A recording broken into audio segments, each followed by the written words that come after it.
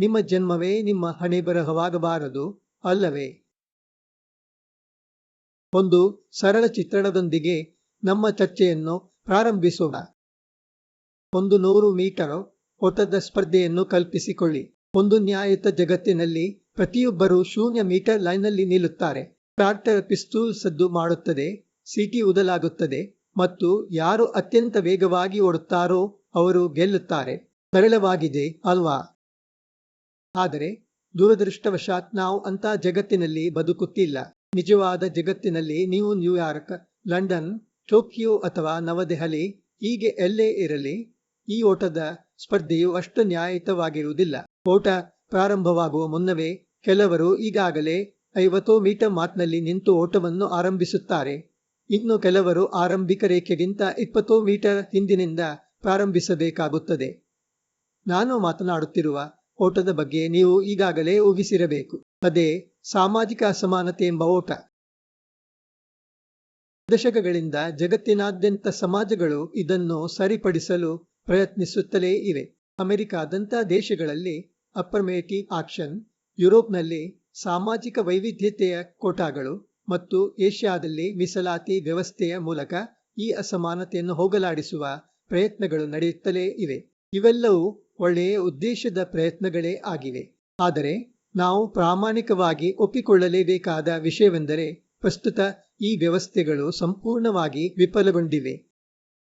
ಇವು ಅಸಮಾನತೆಯನ್ನು ಪರಿಹರಿಸುವ ಬದಲಿಗೆ ರಾಜಕೀಯದ ಯುದ್ಧ ಭೂಮಿಗಳಾಗಿ ಮಾರ್ಪಟ್ಟಿವೆ.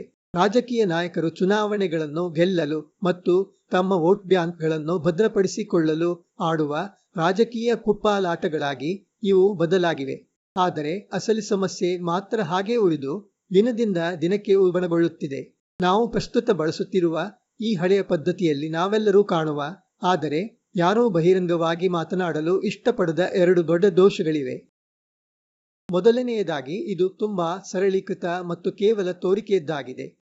ಒಂದು ನಿರ್ದಿಷ್ಟ ಸಾಮಾಜಿಕ ವರ್ಗ ಅಥವಾ ಜನಾಂಗಕ್ಕೆ ಸೇರಿದವನಾಗಿದ್ದರೆ ಆತ ಖಂಡಿತವಾಗಿಯೂ ಸಂಕಷ್ಟದಲ್ಲಿದ್ದಾನೆ ಎಂದೇ ಇದು ಭಾವಿಸುತ್ತದೆ. ಆದರೆ ನಮಗೆಲ್ಲರಿಗೂ ಗೊತ್ತು, ಲಂಡನ್ನ ಐಷಾರಾಮಿ ಖಾಸಗಿ ಶಾಲೆಗಳಿಗೆ ಹೋಗುವ ಶ್ರೀಮಂತ ನಿಮ್ನವರ್ಗದ ಕುಟುಂಬಗಳು ಇವೆ.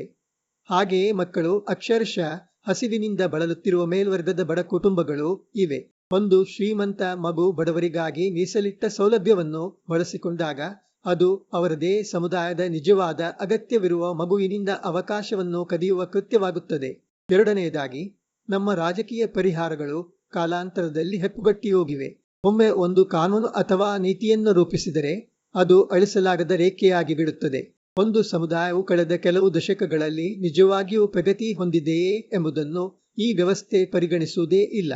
ಅದು ಈಗಾಗಲೇ ಗುಣಮುಖನಾಗಿರಬಹುದಾದ ರೋಗಿಗೆ ಔಷಧಿಯನ್ನು ನೀಡುತ್ತಾ ಹೋಗುತ್ತದೆ, ಆದರೆ ಅವನ ಪಕ್ಕದಲ್ಲೇ ಸಾಯುತ್ತಿರುವ ವ್ಯಕ್ತಿಗೆ ಔಷಧಿ ಸಿಗುವುದಿಲ್ಲ. ನೀವು ಯಾವ ಜನಾಂಗದವರು ಎಂದು ಕೇಳುವುದನ್ನು ನಿಲ್ಲಿಸಬೇಕು. ಅದರ ಬದಲಿಗೆ ನಿಮ್ಮ ಹೋರಾಟದ ಹಾದಿ ಹೇಗಿತ್ತು ಎಂದು ಕೇಳಲು ಪ್ರಾರಂಭಿಸಬೇಕು. ನಾವು ರಾಜಕೀಯದಿಂದ ಮೇಲೆದ್ದು ನ್ಯಾಯಯುತ ಅವಕಾಶಗಳ ಕಡೆಗೆ ಸಾಗಬೇಕಿದೆ. ಇದನ್ನು ನಾವು ರಾಜಕೀಯ ಘೋಷಣೆಗಳ ಮೂಲಕ ಅಲ್ಲ, ಕೃತಕ ಬುದ್ಧಿಮತ್ತೆ ಆಧಾರಿತ ಪಾರದರ್ಶಕವಾದ ನ್ಯಾಯಯುತ ವ್ಯವಸ್ಥೆಯ ಮೂಲಕ ಸಾಧಿಸಬಹುದು. ಈ ವ್ಯವಸ್ಥೆ ನಿಜವಾಗಿಯೂ ಕೆಲಸ ಮಾಡೀತೆ ಎಂಬುದನ್ನು ತಿಳಿದುಕೊಳ್ಳಲು ನಾವು ಭಾರತದಂತಹ ದೇಶದ ಉದಾಹರಣೆಯನ್ನು ತೆಗೆದುಕೊಳ್ಳಬಹುದು. ಈ ಕಲ್ಪನೆಗೆ ಭಾರತವೇ ಅತ್ಯಂತ ಸೂಕ್ತವಾದ ಪ್ರಯೋಗಶಾಲೆ. ಭಾರತ ಜಗತ್ತಿನಲ್ಲೇ ಅತ್ಯಂತ ಸಂಕೀರ್ಣವಾದ ಮತ್ತು ಆಳವಾಗಿ ಬೇರೂರಿರುವ ಸಾಮಾಜಿಕ ಶ್ರೇಣೀಕರಣವನ್ನು ಎದುರಿಸುತ್ತಿದೆ. ಆದರೆ ಭಾರತದ ಬಳಿ ಒಂದು ಬಹುದೊಡ್ಡ ಪ್ಲಸ್ ಪಾಯಿಂಟ್ ಇದೆ. ಇಂತಹ ಒಂದು ವ್ಯವಸ್ಥೆಯನ್ನು ಅಳವಡಿಸಲು ಅವಶ್ಯಕವಾದ ಡಿಜಿಟಲ್ ತಳಹದಿ ಈಗಾಗಲೇ ಅಲ್ಲಿ ಲಭ್ಯವಿದೆ.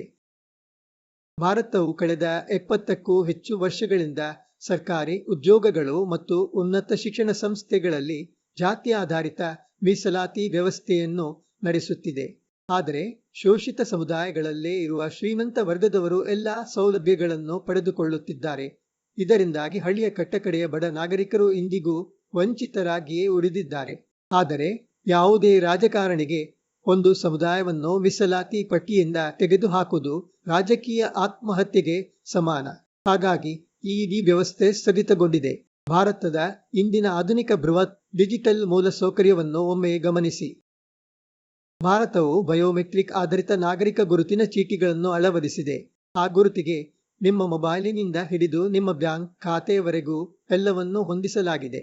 ಸಂಪೂರ್ಣವಾಗಿ ಡಿಜಿಟಲೀಕರಣಗೊಂಡ ಶಾಲಾ ಕಾಲೇಜುಗಳ ಶೈಕ್ಷಣಿಕ ದಾಖಲೆಗಳು ಸಾಮಾನ್ಯವಾಗುತ್ತಿವೆ. ಹೆಚ್ಚು ಕಮ್ಮಿ ಟ್ರ್ಯಾಕ್ ಮಾಡಬಹುದಾದ ಹಣ ಪಾವತಿ ವ್ಯವಸ್ಥೆ ಈಗಾಗಲೇ ಅಸ್ತಿತ್ವದಲ್ಲಿದೆ ಮತ್ತು ನಿಮ್ಮ ಗುರುತಿನ ಚೀಟಿಗೆ ಲಿಂಕ್ ಮಾಡಲಾದ ಆದಾಯ ತೆರಿಗೆಯ ಬೃಹತ್ ಡೇಟಾ ನೆಟ್ವರ್ಕ್ ಕೂಡ ಲಭ್ಯವಿದೆ. ಅಂದರೆ ನಮಗೆ ಬೇಕಾದ ದತ್ತಾಂಶ ಈಗಾಗಲೇ ಲಭ್ಯವಿದೆ. ಒಂದು ಬ್ಯಾಂಕ್ ಕೇವಲ 5 ಸೆಕೆಂಡುಗಳಲ್ಲಿ ಒಬ್ಬ ವ್ಯಕ್ತಿಯ ಡಿಜಿಟಲ್ ಹೆಜ್ಜೆಗುರುತುಗಳನ್ನು ನೋಡಿ ಆತನಿಗೆ 50,000 ಸಾಲ ನೀಡಬಹುದೇ ಎಂದು ನಿರ್ಧರಿಸಲು ಸಾಧ್ಯವಿದೆ. ಹಾಗಿರುವಾಗ ಕಾಲೇಜು ಸೀಟು ಅಥವಾ ಉದ್ಯೋಗ ಯಾರಿಗೆ ಅತ್ಯಂತ ಅಗತ್ಯವಿದೆ ಎಂಬುದನ್ನು ನಿರ್ಧರಿಸಲು ನಾವು AI ಆಧಾರಿತ ಅಲ್ಗಾರಿದಮ್ ಅನ್ನು ಏಕೆ ಬಳಸಬಾರದು? ಇಲ್ಲಿ ಜಾತಿ ಪ್ರಮಾಣ ಪತ್ರದ ಬದಲಿಗೆ ಈ ನ್ಯಾಯಯುತ ವ್ಯವಸ್ಥೆಯು ಒಂದು ನಿರಂತರ ಬದಲಾಗುವ ಸಾಮಾಜಿಕ ಸ್ಥಿತಿಯ ಅಂಕಗಳನ್ನು ಲೆಕ್ಕ ಹಾಕುತ್ತದೆ. ಇದನ್ನು ಕ್ರೆಡಿಟ್ ಸ್ಕೋರ್ನಂತೆ ಯೋಚಿಸಿ, ಆದರೆ ಇದು ಕೇವಲ ಜನನ ದಾಖಲೆಯನ್ನಷ್ಟೇ ನೋಡುವ ಬದಲಿಗೆ ನೀವು ಜೀವನದಲ್ಲಿ ದಾಟಬೇಕಾಗಿ ಬಂದ ನಿಜವಾದ ಅಡೆತಡೆಗಳನ್ನು ಲೆಕ್ಕ ಹಾಕುತ್ತದೆ. ಈ ವ್ಯವಸ್ಥೆಯಲ್ಲಿ AI ಕನಿಷ್ಠ 4 ಸರಳ ನಿಯಮಗಳ ಮೂಲಕ ಓಟದ ಸ್ಪರ್ಧೆಯನ್ನು ನ್ಯಾಯಯುತವಾಗಿ ನಿರ್ಣಯಿಸಬಹುದು. ಸಂಘರ್ಷದ ದಾರಿ. ಒಬ್ಬನ ಪೋಷಕರು ಈಗಾಗಲೇ ಉನ್ನತ ಮಟ್ಟದ ಸರ್ಕಾರಿ ಕೆಲಸ ಅಥವಾ ಸೌಲಭ್ಯ ಪಡೆಯಲು ಮೀಸಲಾತಿಯನ್ನು ಬಳಸಿಕೊಂಡಿದ್ದರೆ ಆತನ ಸ್ವಂತ ಅಂಕಗಳು ಕಡಿಮೆಯಾಗುತ್ತವೆ. ಆತನ ಕುಟುಂಬಕ್ಕೆ ಅಗತ್ಯವಿದ್ದ ಬೆಂಬಲ ಸಿಕ್ಕಿದೆ. ಈಗ ಪಕ್ಕಕ್ಕೆ ಸರಿದು ಹಳ್ಳಿಯ ಮೊದಲ ತಲೆಮಾರಿನ ವಿದ್ಯಾರ್ಥಿಗೆ ಅವಕಾಶ ಮಾಡಿಕೊಡಬೇಕಾಗಿದೆ. ಪೋಷಕರ ಹಿನ್ನೆಲೆ. ಒಬ್ಬನ ಪೋಷಕರು ವೈದ್ಯರು ಅಥವಾ ಇನ್ಯಾವುದೋ ಉನ್ನತ ಕೌಶಲ್ಯವನ್ನು ಹೊಂದಿದವರಾಗಿದ್ದರೆ ಆತ ತುಲನಾತ್ಮಕವಾಗಿ ಸಬಲನಾಗಿರುತ್ತಾನೆ. ಆತನ ಮನೆಯಲ್ಲಿ ಓದುವ ವಾತಾವರಣವಿರುತ್ತದೆ, ಸರಿಯಾದ ಮಾರ್ಗದರ್ಶನವಿರುತ್ತದೆ ಮತ್ತು ಪ್ರಭಾವಿ ಜನರ ಪರಿಚಯವಿರುತ್ತದೆ. ಆದರೆ ಅನಕ್ಷರಸ್ಥ ಪೋಷಕರ ಮಗು ಜೀವನದ ಓಟದಲ್ಲಿ ಹಿಂದೆ ಬೀಳುತ್ತದೆ. ಆ ವ್ಯತ್ಯಾಸವನ್ನು ಸರಿದೂಗಿಸಲು AI ಆ ಮಗುವಿಗೆ ಹೆಚ್ಚು ಅಂಕವನ್ನು ನೀಡುತ್ತದೆ. ವ್ಯಕ್ತಿ ಬೆಳೆದ ಪರಿಸರ. ಮಗು ದಕ್ಷಿಣ ಮುಂಬೈನ ಐಷಾರಾಮಿ ಶಾಲೆಗೆ ಹೋಗಿತ್ತಾ? ಅಥವಾ ಗ್ರಾಮೀಣ ಬಿಹಾರದ ತಗಡಿನ ಮೇಲ್ಛಾವಣಿಯ ಶಾಲೆಗೆ ಹೋಗಿತ್ತಾ? ಹೈಸ್ಪೀಡ್ ಇಂಟರ್ನೆಟ್ ಅಥವಾ ದುಬಾರಿ ಕೋಚಿಂಗ್ ಕ್ಲಾಸ್ಗಳು ಆ ಮಗುವಿಗೆ ಲಭ್ಯವಿತ್ತೆ? ಇವೆಲ್ಲವುಗಳಿಂದ ಅದು ವಂಚಿತವಾಗಿದ್ದರೆ ಅವೆಲ್ಲವೂ ಇರುವ ನಗರದ ಮಗುವಿನ 95% ಅಂಕಗಳಿಗಿಂತ ಹಳ್ಳಿಯ ಮಗುವಿನ 80% ಅಂಕಗಳೇ ಹೆಚ್ಚು ಮೌಲ್ಯಯುತವಾದವು ಮತ್ತು ಅದರಲ್ಲಿ ಹೆಚ್ಚು ಪರಿಶ್ರಮವಿದೆ ಎಂಬುದನ್ನು AI ಗುರುತಿಸುತ್ತದೆ. ಐತಿಹಾಸಿಕ ಹೊರೆ. ಮಗುವಿನ ಸಮುದಾಯವನ್ನು ಐತಿಹಾಸಿಕವಾಗಿ ಅಸ್ಪೃಶ್ಯರು ಅಥವಾ ಶೋಷಿತರಂತೆ ನಡೆಸಿಕೊಂಡಿದ್ದರೆ ಅದು ಒಂದು ಆಳವಾದ ಮಾನಸಿಕ ಮತ್ತು ಸಾಮಾಜಿಕ ಗೋಡೆಯನ್ನು ಸೃಷ್ಟಿಸಿರುತ್ತದೆ. AI ಅಂಥ ಹಿನ್ನೆಲೆಗೆ ಹೆಚ್ಚುವರಿ ಅಂಕವನ್ನು ಕಾಯ್ದಿರಿಸುತ್ತದೆ. ಆದರೆ ದಶಕಗಳು ಉರುಳಿದಂತೆ ಸಮುದಾಯದ ಒಟ್ಟಾರೆ ಶಿಕ್ಷಣ ಮತ್ತು ಜೀವನ ಮಟ್ಟ ಸುಧಾರಿಸಿದಾಗ ಅದು ಆ ಅಂಕವನ್ನು ಕ್ರಮೇಣ ಕಡಿಮೆ ಮಾಡುತ್ತಾ ಹೋಗುತ್ತದೆ. ಇದು ಒಂದು ಸೂಚ್ಯ ವಿವರವಷ್ಟೇ. ನಿಜವಾದ AI ಆಧಾರಿತ ನ್ಯಾಯ ವ್ಯವಸ್ಥೆಯು ಹೆಚ್ಚು ಸಂಕೀರ್ಣವಾಗಿರಬಹುದು, ಆದರೆ ಅಸಾಧ್ಯವೇನಲ್ಲ. ಇದು ಕೇವಲ ಭಾರತಕ್ಕೆ ಸೀಮಿತವಾದ ಪರಿಹಾರವಲ್ಲ, ಇದು ಇಡೀ ಜಗತ್ತಿಗೆ ಒಂದು ಮಾದರಿ. ಈ ವ್ಯವಸ್ಥೆಯ AI ಆಧಾರಿತ ಅಳವಡಿಕೆಯು ಜಗತ್ತಿಗೆಲ್ಲ ಒಂದೇ, ಆದರೆ ಆಯಾ ದೇಶದ ಪರಿಸ್ಥಿತಿಗೆ ತಕ್ಕಂತೆ ಅದರ ಡೇಟಾ ಮತ್ತು ಆದ್ಯತೆಗಳು ಬದಲಾಗುತ್ತವೆ ಅಷ್ಟೇ. ಈ ಮಾದರಿಯನ್ನು ವಿಶ್ವದ ಬೇರೆ ಬೇರೆ ದೇಶಗಳ ಸನ್ನಿವೇಶಕ್ಕೆ ಅಳವಡಿಸಿದರೆ ಅದು ಅಲ್ಲಿನ ನೈಜತೆಗೆ ತಕ್ಕಂತೆ ಅದ್ಭುತವಾಗಿ ಹೊಂದಿಕೊಳ್ಳುತ್ತದೆ. ಅಮೆರಿಕಾದಲ್ಲಿ ಈ AI ಆಧಾರಿತ ವ್ಯವಸ್ಥೆ ಜನಾಂಗ ಆಧಾರಿತ ರಾಜಕೀಯ ಜಗಳಗಳನ್ನು ಬದಿಗೊತ್ತುತ್ತದೆ. ಇದು ಮ್ಯಾನ್ಹ್ಯಾಟನ್ನ ಅತ್ಯಂತ ದುಬಾರಿ ಖಾಸಗಿ ಶಾಲೆಯಲ್ಲಿ ಓದಿದ ವಿದ್ಯಾರ್ಥಿಗೂ ಮತ್ತು ವೆಸ್ಟ್ ವರ್ಜೀನಿಯಾ ಅಥವಾ ಮಿಸಿಸಿಪಿ ಡೆಲ್ಟಾದ ಗ್ರಾಮೀಣ ಭಾಗದ ಬಡಶಾಲೆಯಲ್ಲಿ ಓದಿದ ವಿದ್ಯಾರ್ಥಿಗೂ ಇರುವ ವ್ಯತ್ಯಾಸವನ್ನು ಗುರುತಿಸುತ್ತದೆ. ಪಶ್ಚಿಮ ಯುರೋಪ್ನಲ್ಲಿ ಪ್ರಮುಖ ಸಮಸ್ಯೆ ವರ್ಗಭೇದ ಮತ್ತು ವಲಸೆಗಾರರ ಪರಿಸ್ಥಿತಿ. ಈ AI ಆಧಾರಿತ ವ್ಯವಸ್ಥೆ ಅಲ್ಲಿನ ಪ್ರಾದೇಶಿಕ ಮತ್ತು ಶೈಕ್ಷಣಿಕ ಡೇಟಾಬೇಸ್ಗಳನ್ನು ಬಳಸಿಕೊಳ್ಳುತ್ತದೆ.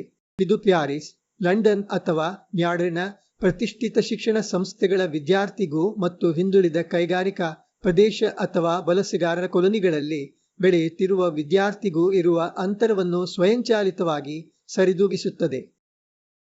ಆದರೆ ಇಲ್ಲಿದೆ ನೋಡಿ ಅತ್ಯಂತ ಪ್ರಮುಖವಾದ ಭಾಗ, ಆಶ್ಚರ್ಯದ ಆ ಒಂದು ಕ್ಷಣ. ನೀವು ಮೀಸಲಾತಿಯನ್ನು ವಿರೋಧಿಸುವವರಾಗಿರಲಿ ಅಥವಾ ಬೆಂಬಲಿಸುವವರಾಗಿರಲಿ, ಪ್ರತಿಯೊಬ್ಬರನ್ನೂ ಒಪ್ಪಿಸುವಂತಹ ಸತ್ಯ ಇದು. ಮಾನವ ಚಾಲಿತ ಅಥವಾ ರಾಜಕೀಯ ಕೋಟಾ ಪದ್ಧತಿಯು ಎಂದೆಂದೂ ಹರಿಯುತ್ತಲೇ ಇರುವ ನೀರಿನ ನಲ್ಲಿ ಇದ್ದಂತೆ. ಅದನ್ನು ಒಮ್ಮೆ ಆನ್ ಮಾಡಿದರೆ ರಾಜಕೀಯ ಕಾರಣಗಳಿಂದ ಅದು ಎಂದಿಗೂ ಆಫ್ ಆಗುವುದಿಲ್ಲ. ಆದರೆ ಈ ಎಐ ಚಾಲಿತ ವ್ಯವಸ್ಥೆ ಸ್ವಭಾವತಃ ಒಂದು ಸ್ವಯಂ ಕರಗುವ ಸೆಲ್ಫ್ ಡಿಸಾಲ್ವಿಂಗ್ ವ್ಯವಸ್ಥೆಯಾಗಿದೆ. ಈ ಅಲ್ಗಾರಿದಮ್ ಯಶಸ್ವಿಯಾಗಿ ಅರ್ಹರನ್ನು ಗುರುತಿಸಿ ಅವರಿಗೆ ಆದ್ಯತೆಯ ಅಂಕಗಳನ್ನು ನೀಡಿ ಸಮಾಜದ ಮುಖ್ಯವಾಹಿನಿಗೆ ತರುತ್ತಿದ್ದಂತೆ ಸಿಸ್ಟಮ್ಗೆ ಹೊಸದಾಗಿ ಬರುವ ದತ್ತಾಂಶಗಳು ಬದಲಾಗುತ್ತವೆ.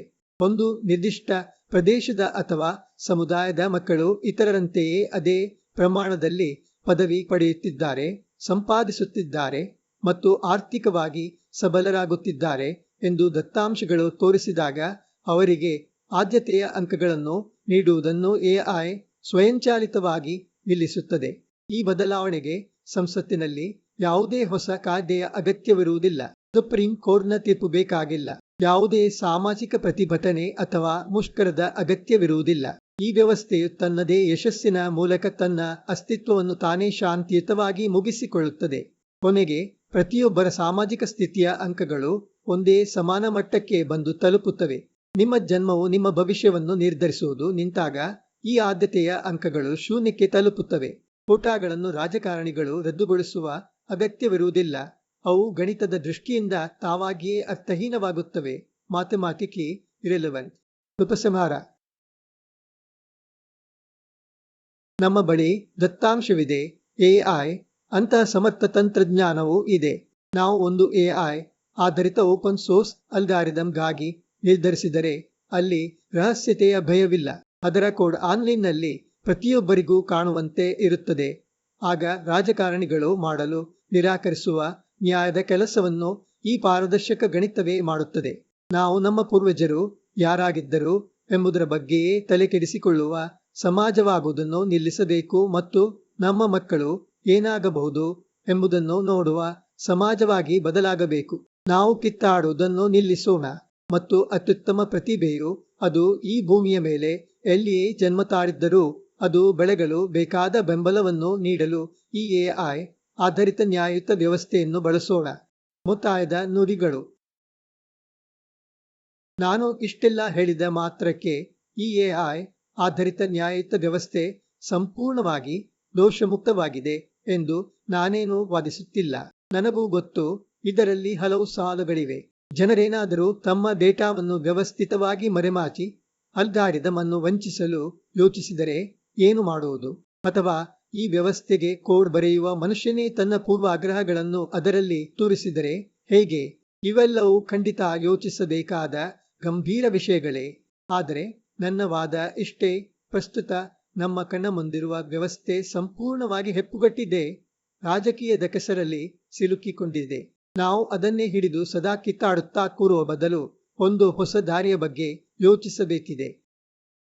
ಈ ಎಐ ಆಧಾರಿತ ನ್ಯಾಯಯುತ ವ್ಯವಸ್ಥೆ ಒಂದು ಪರಿಪೂರ್ಣವಾದ ಅಂತಿಮ ಪರಿಹಾರವಲ್ಲದಿರಬಹುದು, ಆದರೆ ಬದಲಾವಣೆಯ ಕಡೆಗೆ ನಾವಿಡಬಹುದಾದ ಅತ್ಯುತ್ತಮವಾದ ಮೊದಲ ಹೆಜ್ಜೆಯಂತೂ ಖಂಡಿತ ಹೌದು. ಬನ್ನಿ, ಹಳೆಯ ಗೋಡೆಗಳನ್ನೇ ಮುಂದೊಡ್ಡಿ ಜಗಳವಾಡುವುದನ್ನು ನಿಲ್ಲಿಸಿ ಭವಿಷ್ಯದ ಮಕ್ಕಳಿಗಾಗಿ ಒಂದು ಹೊಸ ನ್ಯಾಯದ ತಳಹದಿಯನ್ನು ನಿರ್ಮಿಸುವ ಬಗ್ಗೆ ಚರ್ಚೆ ಆರಂಭಿಸೋಣ.